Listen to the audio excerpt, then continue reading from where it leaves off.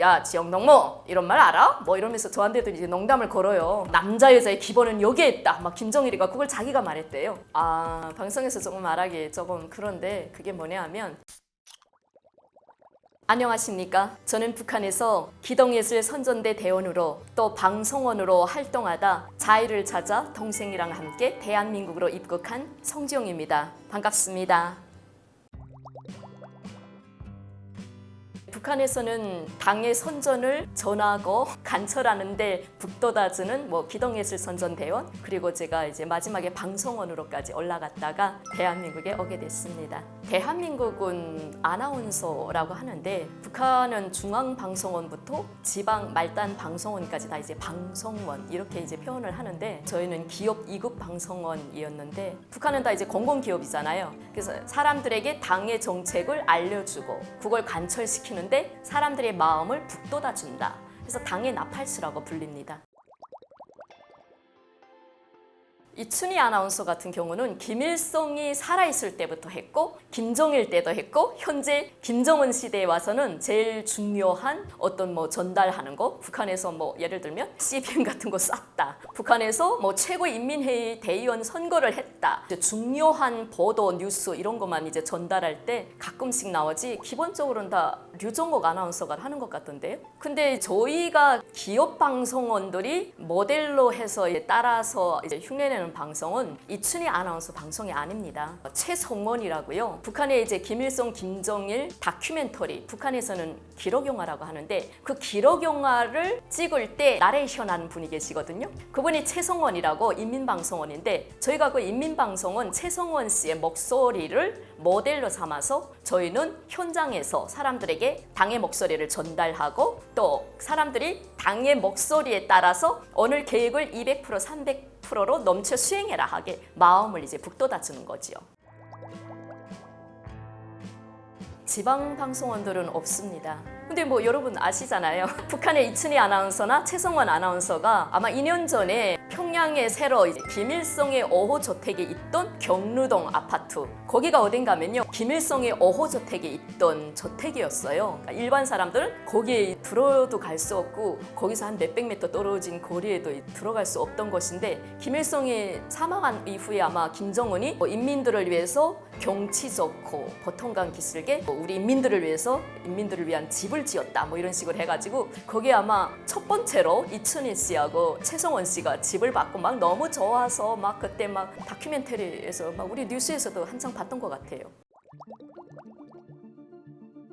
1호 보도원이라든지 중앙방송원들 같은 경우에는 공로에 따라서 김부자의 어떤 치사에 따라서 집뿐만 아니라 그 자녀들이 또 대를 이어서 이어나갈 수 있도록 김일성 종합대학의 방송예술과라든지 이런 데 취업할 수도 있고요. 일단 그 자녀들의 문제뿐만 아니라 집 그리고 먹고 살 수 있는 모든 공급이 다 보장이 되죠. 다른 곳은 배급을 안 준다고 해도 이춘희 아나운서나 최성원 아나운서 그런 1급 보도원들은 매 달마다 우유, 계란, 기름, 된장, 간장, 소금, 배급 모든 것이 다 공급되기 때문에 돈이 필요 없는 거죠. 거기다가 방송원들이기 때문에 나라의 얼굴이잖아요. 그래서 이제 보도원들이 입는 옷은 국가에서 제공이 됩니다. 하지만 저희 이제 지방에서 그리고 더 방송이라든지 이런 방송원들은 모든 것을 다 자력 경쟁해야 되거든요. 자기가 의복을 사서 맞춰 입어야 되는 거예요. 그러니까 현장에 나갈 때는 지금 제가 입은 이 옷이 북한에서 좀 유행했던 김정일의 샤지 잠바라고 있어요. 이게 현장 전투복 비슷하면서도 또 사복 비슷하면서도 현장에 나갔을 때 어울리는 좀 약간 비슷하죠. 대한민국에서 제가 산 거지만 그 옷을 다 맞춰 입어야 돼요. 그래서 한복 치마 저고리 우리나라에서는 한복이라고 하는데 북한에서는 조선 치마 저고리 이렇게 표현하잖아요. 그것도 다 자기가 돈을 주고 천을 사서 자기 몸에 맞게 치수로 재입어야 되고 또 치마만 해보면 안 되잖아요. 신발도 맞춰 신어야 되고 모든 것이 다 자력갱생이에요. 그래서 솔직히 말하면 선전대원이 되든 방송원이 되든 옷에 내가 어느 만큼 투자를 할 수 있냐 이것도 다 고려를 해야 됩니다. 우리 대한민국 한국방송국은 가니까 모든 걸 다 해주더라고요. 제가 2014년 북한엔 그때 방송에 좀 출연했었는데 뭐 정말 큰 방송국도 출연하고 또 작은 방송국도 출연을 해봤어요. 근데 가니까 방송국에 가니까 분장도 다 해주고 뭐 머리도 치장을 해주고 옷도 다 빌려주더라고요. 근데 너무 신기했어요. 근데 사실은 저는 북한처럼 생각하고 제가 백화점에 가서 옷을 사 입고 머리도 제가 이제 집에서 대충 단장을 했고 화장도 제가 다 했거든요. 근데 방송국에 가니까 다 해주더라고요. 그게 너무 신기하고 좋았어요. 근데 지방에서는 북한에서는 다 자력갱생해야 돼요.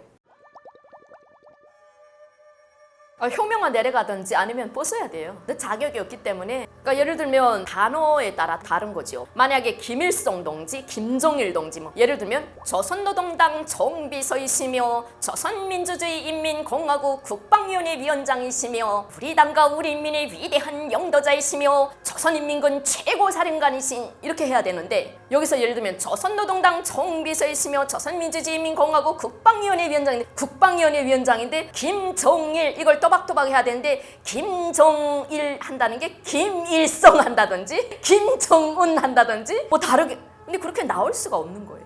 그렇게 하면 큰일 나는 거죠. 진짜 그거는 뭐 직책을 뻗는 것보다 더하지요. 혁명화도 가야 되지요. 혁명화라는 게 이 사람은 머리가 썩었기 때문에 노력을 안 하고 연습을 안 했다. 그래서 장군님의 명칭을 잘못 불렀다. 이거는 정말 엄중한 과오다. 이런 식으로 혁명화 내려보내요. 근데 그런 일을 제가 한 번도 본 적이 없어요.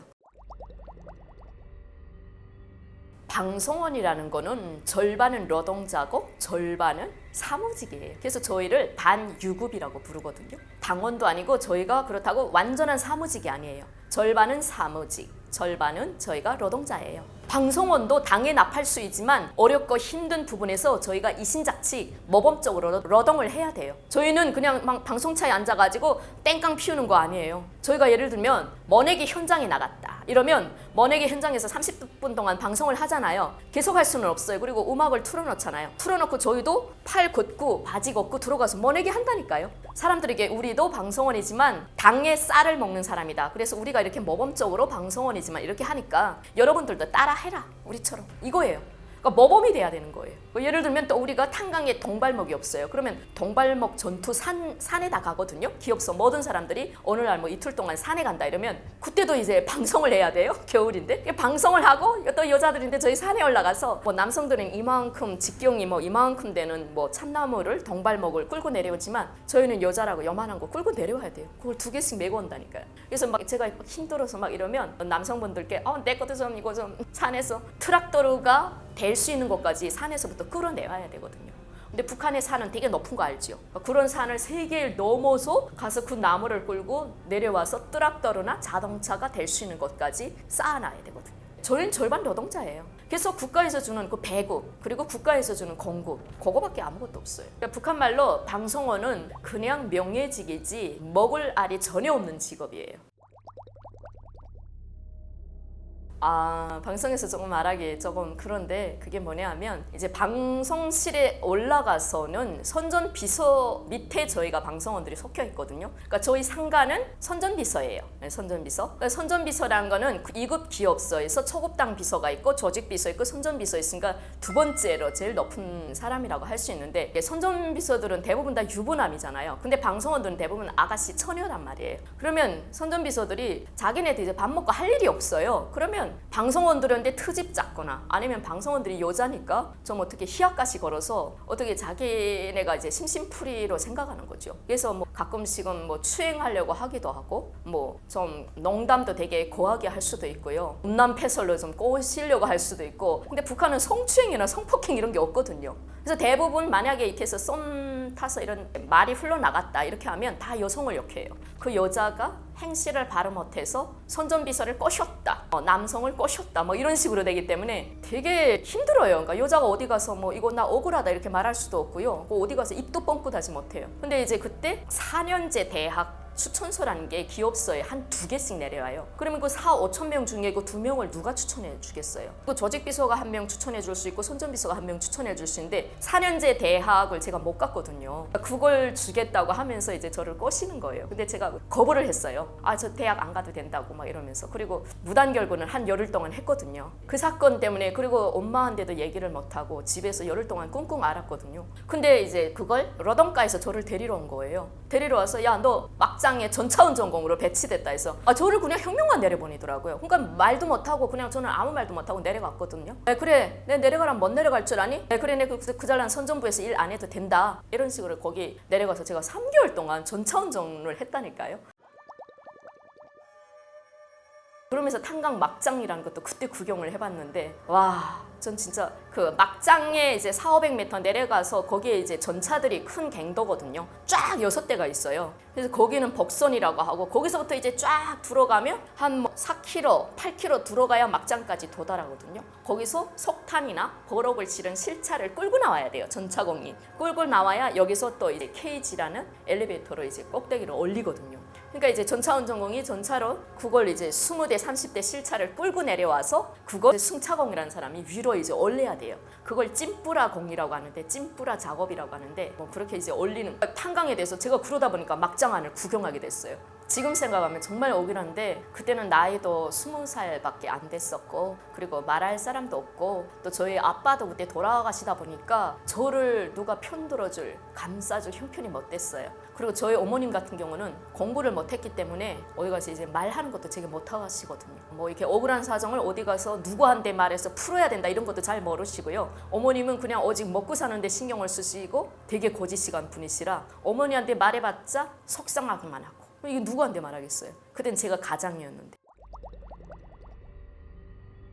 막장에 들어갔다 나오고 불만이 있죠. 왜 없겠습니까? 제가 막장에 들어가서 본 것은 정말 순수한 노동자들의 모습을 봤거든요. 제가 바깥에서 그분들을 볼 때는 그분들이 옷차림도 그냥 뭐 작업복 차림이고 말도 되게 거칠고 그리고 롱담도 되게 걸쭉하게 해가지고 근데 막장에 내려가 봤더니 그분들이 되게 순수하시고 되게 정말 북한말로 순결한 양심을 바치는 당원들이더라고요. 그러니까 탄강 같은 데는 대부분 김정일의 명령이 떨어지면 군사복무 10년, 13년 하고 야 이번에 뭐 어디에 탄강에 2,000명 제대군인들 다 보내라 뭐 이렇게 하거든요. 그러다 보니까 그분들이 왔거든요. 그러니까 거기 3,000명의 제대군인들 노동자들은 대부분 다 군사복무 10년, 13년 마치고 제대돼가지고 제대됐는데 고향에 못 가고 방침에 걸려서 오신 분들이에요. 거기서 이제 처녀들과 결혼해가지고 가정을 먹고 탄강에 한생을 바치는 거예요. 근데 거기 안에 들어가 봤더니 그런 사람들이 되게 양심적으로 일하는 거예요. 그때 권한행군식이라 배급을 100% 안 줬거든요. 막장에 들어가는 사람들에게 50%의 배급을 줬는데도 그러니까 그 사람들이 도시락도 제대로 못 싸겠고 와요. 그런데도 정말 열심히 일을 하시는 거예요. 얼굴은 비록 석탄에 의해서 새까맣지만 마음속은 정말 깨끗한 분들이로구나 이런 걸 보면서 이 북한의 세뇌 교육이 정말 무섭구나 이 생각을 하면서 저 스스로 양심에 내가 한 방송에 서가서 이런가? 아니면 사람들이 이제 당의 선전선동 방송을 열심히 전달해서 이 사람들이 거기 세뇌됐는가? 그건 아닌 것 같아요. 난 3살부터 세뇌 교육을 당해서 그런지 모르겠지만 너무 순수하고 너무 깨끗하시더라고요. 그래서 북한이 아직까지 안 물러나는 이유가 아마 그런 순진한 사람들 때문인 것 같습니다. 야, 놀랐어요 정말. 간부들을 보면 되게 북한말로 짜들어 먹었다 이렇게 표현하는데 우리말로 번역하면 깨어있다, 되게 노련하다, 능숙하다 이렇게 표현해야 될 것 같습니다. 되게 그 사람들이 노련하거든요. 간부들은 어떻게 하면 자기가 쉽고 어떻게 하면 내가 더 잘 살아야 되고 어떻게 하면 내가 내 이석을 채워야 되고 그리고 대화를 하는 과정에도 그 사람들은 순수한 면을 제가 잘 못 봤어요. 되게 음란패설을 되게 잘하거든요. 근데 농담을 하는데 그 북한말로 되게 걸쭉하다 이렇게 표현을 하거든요. 물론 뭐 막장에 있는 사람들도 뭐 북한말로 이제 쌍소리 뭐 이런 소리들 가끔씩 농담을 하는데 이 간부들은 되게 안 그럴 것 같으려 하면서도 되게 눈구렁이처럼 음란패설을 해요. 그래서 저희가 막 얼굴을 못들 때도 있어요. 너무 부끄러워가지고 되게 막 방송에서는 정말 못할 소리들을 되게 아주 그냥 요령 있게 하거든요. 그래서 비서동지 그런 말 하면 안 됩니다. 막 저희가 농담으로 반격을 합니까? 야, 내가 안 된다는 거 봐서 내가 그 말이 무슨 뜻인지 알면서 나한테 이렇게 반격하지. 너 다 알고 있구나. 너는 얼챙이야. 막 이러는 거예요. 얼챙이라는 건 너 깨어있다. 막 이런 걸로 막 말하는 거예요.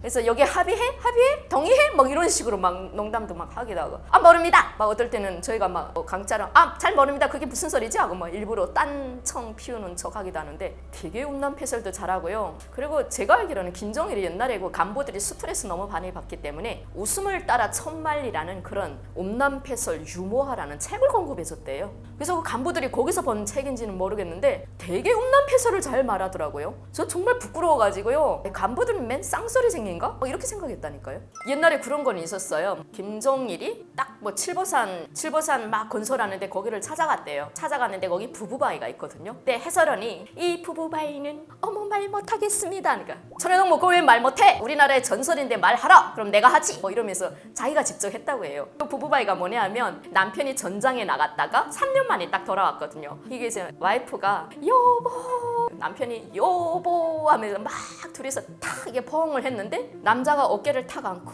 그 다음에 여자의 탁 음부를 손을 대고 그 다음에 남편도 어깨를 안고 여자의 음부를 손을 대다 보니까 이 부부바위가 한 손은 다 밑에 내려가 있어요. 그리고 어깨에 지금 딱 이렇게 되어 있거든요. 그러니까 부부가 3년 동안 얼마나 그리웠으면 이러냐. 남자 여자의 기본은 여기에 있다. 막 김정일이가 그걸 자기가 말했대요. 그러니까 해설 강사가 창피해가지고 여기서부터는 제가 못 말하겠습니다. 뭐 이랬다고. 그러니까 김정일이가 되게 허탕하고 뭐 농담을 잘한다. 뭐 이러더라고요. 손전비서도. 그러면서 야 지역농모 이런 말 알아? 뭐 이러면서 저한테도 이제 농담을 걸어요. 잘 모릅니다. 비서동지 전 그 말이 무슨 말인지 잘 모릅니다. 뭐 이러면서 저희는 일부러 딴청 피우는데 사실은 정말 농담이라고 해야 되나? 그런 쌍소리를 간부들이 엄청 잘해요. 방송돼서 제가 그 썰을 잘 못 풀겠습니다. 너무 더가 북한은 왜냐하면 대통령이나 정책 소리를 하면 뻑 떨어지거든요. 근데 이제 음란패설이라든지 그 어떤 뭐 성추행적인 말을 해도 끄떡없어요. 그거는 무난한 거예요. 그러다 보니까 간부들도 그렇고 일반 노동자들도 그렇고 대부분 웃으려면 쌍소리를 해야 됩니다. 성추행이나 성폭행적인 그런 얘기들을 뭐 다른 사람이 한 걸 막 공동장소에서 얘기해도 괜찮아요.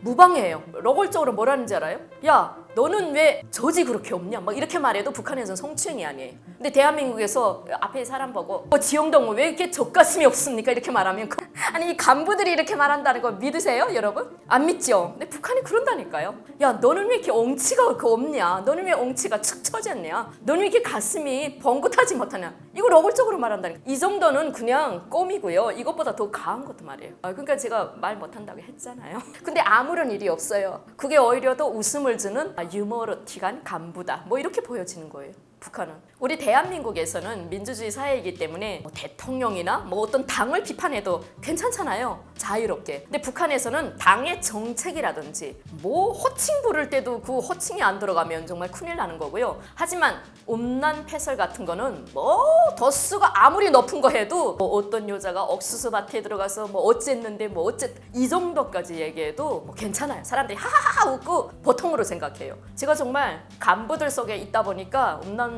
그런 나쁜 정말 거스없는 말들을 정말 많이 알아요. 그래서 아무튼간 너무 대한민국이랑 북한이랑 다른 것 같습니다. 이렇게 대한민국에 와서 자유롭게 제가 하고 싶은 일을 하면서 또 하고 싶은 말을 하면서 이렇게 열심히 살잖아요. 이게 정말 제 인생에는 정말 행복인 것 같아요. 저희 어머님 아버님이 다 평양 사람이란 말이에요. 그래서 평양에서 저희가 함경도 쪽에 추방되다 보니까 제가 정말 많은 눈물을 흘렸어요. 저희 엄마 아버지는 왜 평양에서 추방돼서 우리는 왜 이렇게 산간지대 정말 우리는 왜 이렇게 척박한 땅에서 살아야 되지? 나는 왜 이렇게 발전이 없지? 이런 생각을 많이 했었는데 화가 복이 된 것 같습니다. 결국은 평양에서 지방으로 추방시킨 거는 나를 대한민국으로 보내기 위한 그 누구의 뜻이 아닐까. 지금 이렇게 생각하면서 너무 행복합니다. 제가 유튜브 채널 하나 운영하고 있는데요. 성지영 소통TV라는 채널을 운영하고 있습니다. 여러분 많이 놀러와 주십시오. 오늘 이렇게 여기 사이다 채널에 출연하게 돼서 정말 감회가 새롭고 너무 행복합니다. 네, 우리 시청자 여러분 구독, 좋아요 꼭 눌러주십시오.